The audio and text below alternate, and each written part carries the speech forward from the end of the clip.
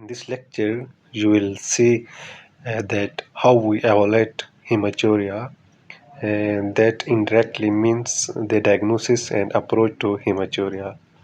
I took this algorithm from the Harrison book, so we could approach and we could understand quickly and easily because this is the short algorithm, and we will discuss all the things in this short algorithm.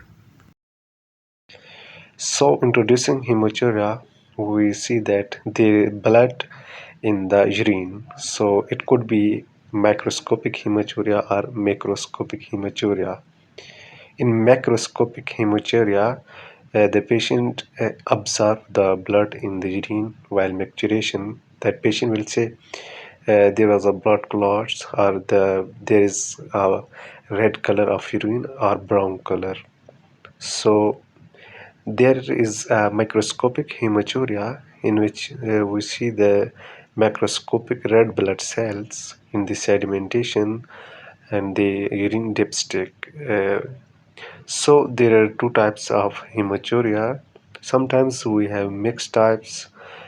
So based on that examinations, we make different diagnoses.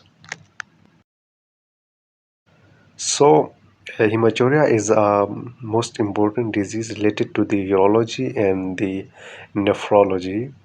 So, approaching hematuria, first we rule out the things. For example, we check proteinuria.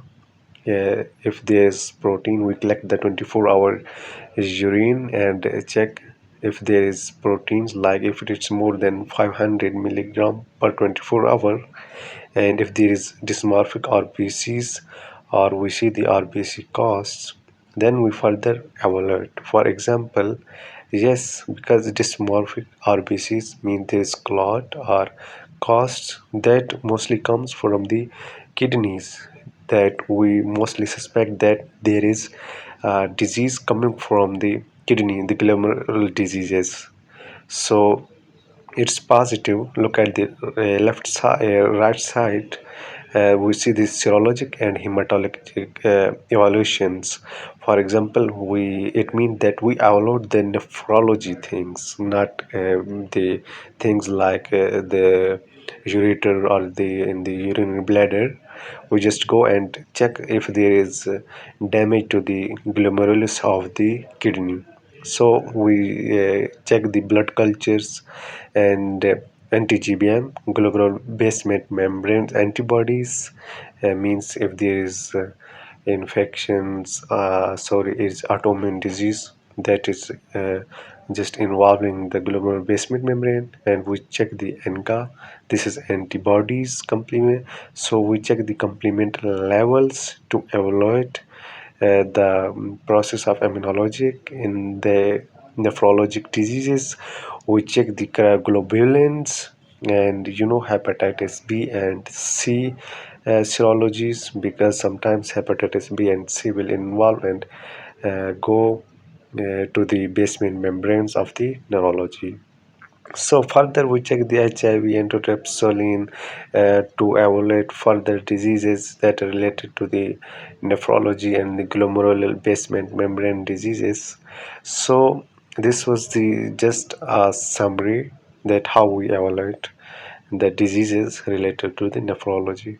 So if we don't see the RBCs costs, or we don't see the protein, because the glomerulus is just filtering the protein. If there's the protein is not filtered properly, we see that the glomerulus membrane is damaged.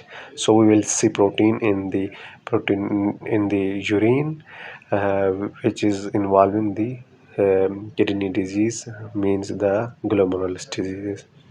So in other conditions, we don't have RBC's costs or RBC's dysmorphity, means clot. Then we go and check pyuria and WBC costs. If there is pyuria or WBC cast, we do the urine cultures and urine and use fields, which demonstrates that there is infections related to the urinary bladder cystitis, or pyelonephritis. Further, we evaluate the things like the hemoglobin electrophoresis, urine cytology, and the urine analysis of family members, because we need to confirm the things, that is there any specific disease related to the tumors. And 24-hour urine calcium uric acid will help us to screen the diseases. For example, calcium may help to know is there any process of kidney stones in the kidney tubules. So further, in the next picture, I will explain more about the approach. First of all, we need to do the renal biopsy.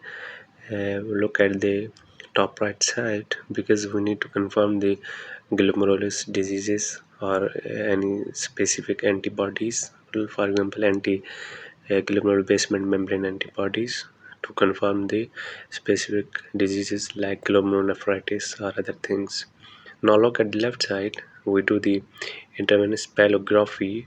If the urine cytology is negative and still there is persistent hematuria, then we do the renal ultrasound plus intravenous palliography. If there is a retrograde palliography or arteriogram or cyst aspiration, means there is positive. For example, we see any the things, fistula or like these things in the intravenous palliography.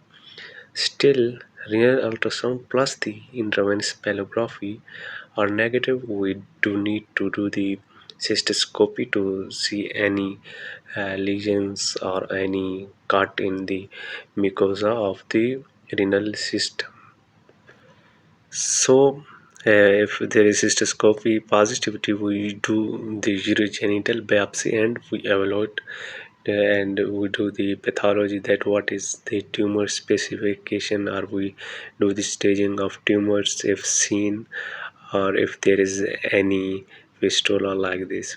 And if the cystoscopy, this we don't see any cystoscopy things like tumors or these things, we further do the renal CT scan. If the renal CT scan is positive, we see any things, then there is indication for the renal biopsy of mass or lesions inside that renal system.